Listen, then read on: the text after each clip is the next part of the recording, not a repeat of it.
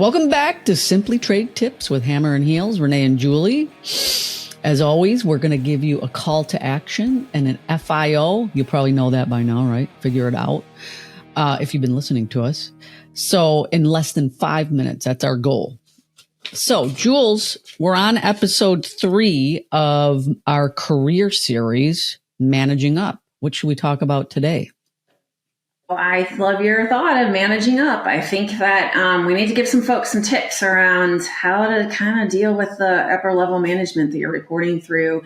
And I think the first point is mind your communications, right? So we know that the top level management wants things a little bit more streamlined, but it also is kind of treat the human the way that they want to be treated. So sometimes there might be a need for more. And we also think the form is important here, right? So if your manager likes things in PowerPoint, make sure you're communicating in PowerPoint, et cetera. Or if the Word document is better for them, or bullets versus paragraphs.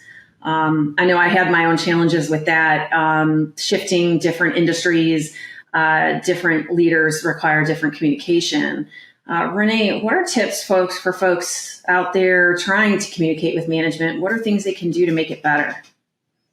Well, I was at a job. I had to go meet with the CEO, and he wanted to talk about trade. And he said to me, I want you to tell me this in like 3 words. And I'm like, are you kidding me? You know, as you guys know, I can talk an ear off of anybody. And I thought, and he would ask me very complex questions, and he literally wanted me to talk to him back in 3 words. So, I mean, that's a little crazy, but that happens. So the moral of the story is learn their comms preference. Do they want, verbal in 3 words or less? Do they, like Julie said, do they want PowerPoint? So I think your point on there on learning their communication style is key. Yes. And I found too that if you write out your big paragraph, Renee, sometimes you summarizing your big paragraph is the way to go.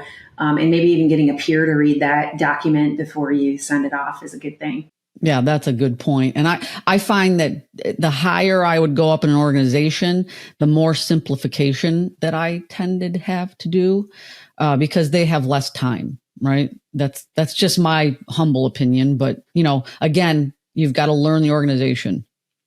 All right. So it's not all about communications, Renee. I think we need to talk to some folks about visibility. How do you get yourself some more visibility? What do you do? And I think in our previous episode, we did cover some of the aspects of mentorship. So you want to make sure that you're reaching out to get that mentor. But what are some ideas on how folks can get some more visibility? I mean, I know with tariffs, it's a little bit easier today, but what are some thoughts? Yeah. I mean, how do you get yourself in the boardroom? Well, one of our big tips is to have this committee. Right? Create a task force or a customs committee or council, whatever you want to call it in your organization. And maybe you're volunteering for working groups or writing these tariff chaos communications. And maybe you're volunteering for delivering these presentations. Get yourself in front of people, take risk, get out there.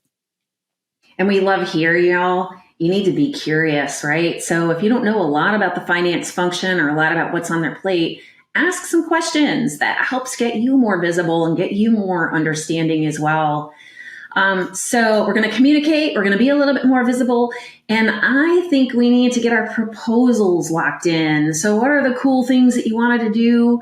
How are you communicating those things, the problems in your area and the solutions that you'd like to pursue? Renee, how have you done strategic proposals in the past and how do you think about them?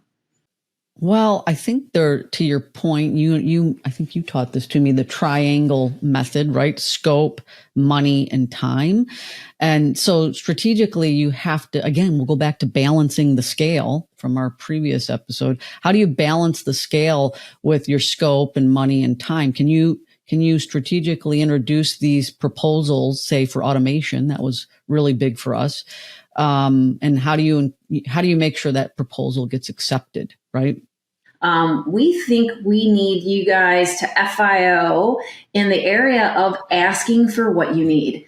Roll your chair back. Think about the things that you wanted to get done forevermore, right? And we covered this in one of the tariff episodes, to not waste a good crisis.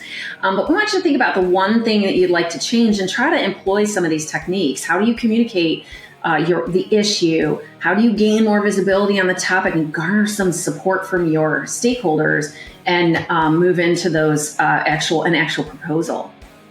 Oh, that awesome tips. Thank you. And again, get to our community. Let us know how you're doing. And thanks for listening to our Simply Trade tips. Thanks, Julie. Great advice. See you next time.